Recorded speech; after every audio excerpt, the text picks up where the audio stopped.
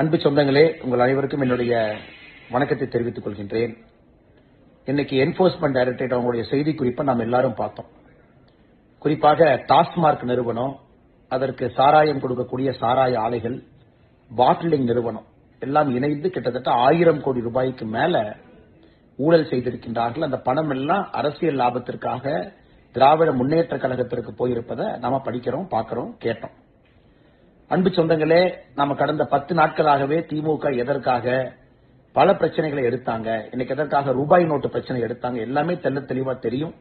இந்த பிரச்சனையிலிருந்து திசை திருப்புவதற்காக ஒரு டெல்லியில, சத்தீஸ்கர்ல நடந்த லிக்கர் ஊழலை விட சென்னை, தமிழகத்தில் நடந்திருக்கக்கூடிய டாஸ்மார்க் ஊழல் மிகப்பெரிய அளவு. செந்தில் பாலாஜி அமைச்சர் கைது செய்யப்பட்ட பொழுது என்ன நடந்துச்சுன்னு யோசிச்சு பாருங்க. நள்ளிரவுல முதலமைச்சர், நள்ளிரவுல துணை முதலமைச்சர் போய் பார்த்து கூடவே இருந்து சொகுசாக அரசு மருத்துவமனையிலிருந்து தனியார் மருத்துவமனை கூட்டிட்டு போய் சொகுசாக வைத்துக் கொள்ளணும். அதன் பிறகு அரசே போராடுறாங்க, விடுவிக்கணும்.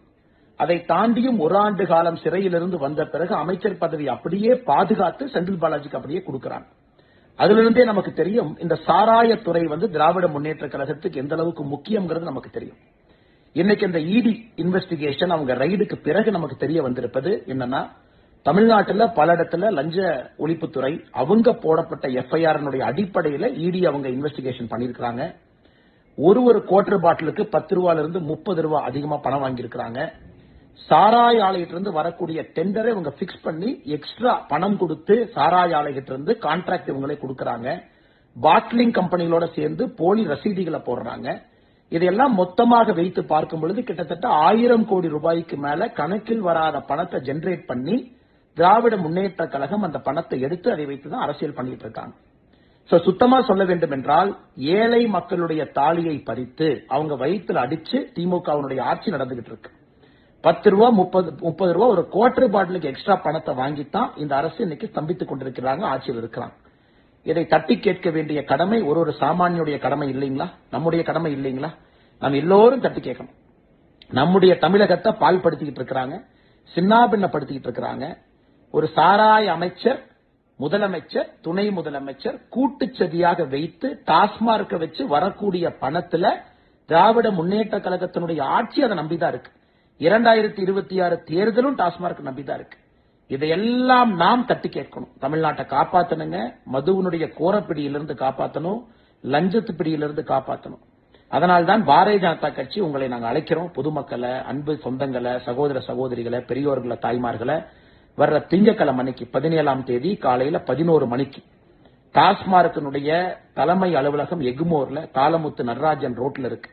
அதை முற்றுகை செய்யறோம்.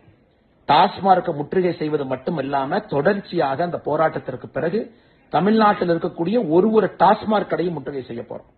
அரசு பதில் சொல்லணும், தப்பு செஞ்சவங்க உள்ள போகணும். தமிழகத்தினுடைய சாராய அமைச்சர் செந்தில் பாலாஜி முதல்ல பதவியிலிருந்து வெளியே வரணும். அந்த பதவியில் இருப்பதற்கு எந்த விதமான அருகதை அவருக்கு இல்ல. தமிழகத்தினுடைய முதலமைச்சரே பதவி விலக வேண்டிய கேஸ் இது. 1000 கோடி ரூபாய் ஊழல் இந்த அளவுக்கு நடந்திருக்கு. இவ்வளவு கஷ்டப்பட்டு அவரை காப்பாத்தி இருக்காரு, உள்ள உட்கார வச்சிருக்காருன்னா தமிழகத்தினுடைய முதலமைச்சரே பதவி விலக வேண்டிய ஒரு சப்ஜெக்ட் இது. அதனால் அன்பு சொந்தங்களே, பாரதிய ஜனதா கட்சியினுடைய போராட்டத்தில் நீங்கள் பங்கு பெற வேண்டும் என்று அன்போடு உங்களை அழைக்கிறோம்.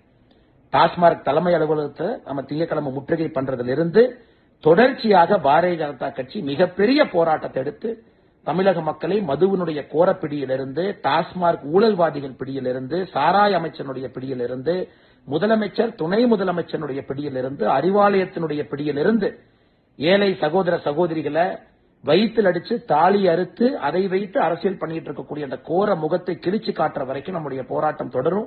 அதனால் உங்கள்கிட்ட என்னுடைய அன்பான வேண்டுகோள், எல்லாரும் 17ஆம் தேதி இந்த போராட்டத்தில் சென்னையில எக்மோர்ல பங்கேறுங்க.